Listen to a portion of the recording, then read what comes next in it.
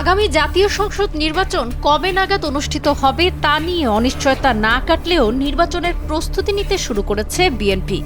নির্বাচনের রোডম্যাপের জন্য অন্তর্বর্তী সরকারের ওপর চাপ সৃষ্টির পাশাপাশি সম্ভাব্য প্রার্থীরা নিজ নিজ এলাকায় সক্রিয় হতে শুরু করেছেন। দলের উচ্চ পর্যায়ের নেতারা বলছেন, সারা দেশের নির্বাচনী এলাকায় নেতাদের গণসংযোগ এবং সামাজিক ও ধর্মীয় অনুষ্ঠানে অংশ নেওয়ার মাধ্যমে এক ধরনের নির্বাচনী আমেজ তৈরি হচ্ছে। চলতি ডিসেম্বর থেকে শুরু হয়েছে সারা দেশের ইউনিয়ন থেকে জেলা মহানগর পর্যন্ত কমিটি গঠনের কাজ। আগামী ৩ মাস এই কার্যক্রম চলবে। দলের নীতি নির্ধারকেরা বলছেন, নির্বাচনের প্রস্তুতি হিসেবে সাংগঠনিক এই পুনর্গঠনের কাজ শুরু হয়েছে।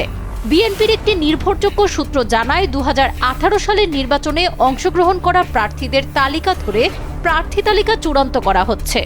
মৃত্যু এবং বার্ধক্যজনিত কারণে দলের অনেক বয়োজ্যেষ্ঠ নেতা আগামী নির্বাচনে অংশ নিতে পারবেন না। ওইসব আসনে ওই নেতাদের স্ত্রী সন্তানরা নির্বাচন করার প্রস্তুতি নিচ্ছেন। প্রার্থী তালিকা চূড়ান্তকরণে যুক্ত থাকেন এমন একজন নেতা কালের কণ্ঠকে জানান, প্রায় ২৫০ আসনের প্রার্থী সবসময় চূড়ান্তই থাকে। ৪০ থেকে ৫০ আসনে একাধিক শক্তিশালী প্রার্থী থাকেন। এর বাইরে এবার জোটগত নির্বাচন না হলে ওই আসনে নতুন অনেক প্রার্থী দেখা যেতে পারে।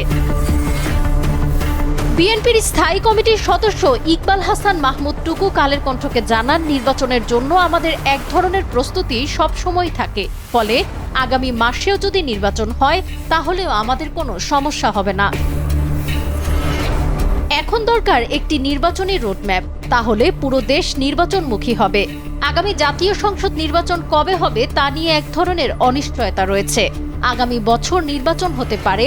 কয়েকজন উপদেষ্টা এমন ইঙ্গিত দিলেও প্রধান উপদেষ্টার কার্যালয় থেকে তা উপদেষ্টাদের ব্যক্তিগত মতামত বলে জানানো হয়েছে। ফলে প্রধান উপদেষ্টা ডক্টর মোহাম্মদ ইউনূস কবে নাগাদ নির্বাচনের রোডম্যাপ ঘোষণা করেন, বর্তমানে সেদিকেই তাকিয়ে আছে রাজনৈতিক দলগুলো। নির্বাচনে বিজয়ী হলে আওয়ামী লীগ সরকার পতন আন্দোলনে যুক্ত মিত্র দলগুলোকে নিয়ে জাতীয় সরকার এবং দ্বিকক্ষ বিশিষ্ট সংসদ গঠনের ঘোষণা দিয়েছেন বিএনপির ভারপ্রাপ্ত চেয়ারম্যান তারেক রহমান।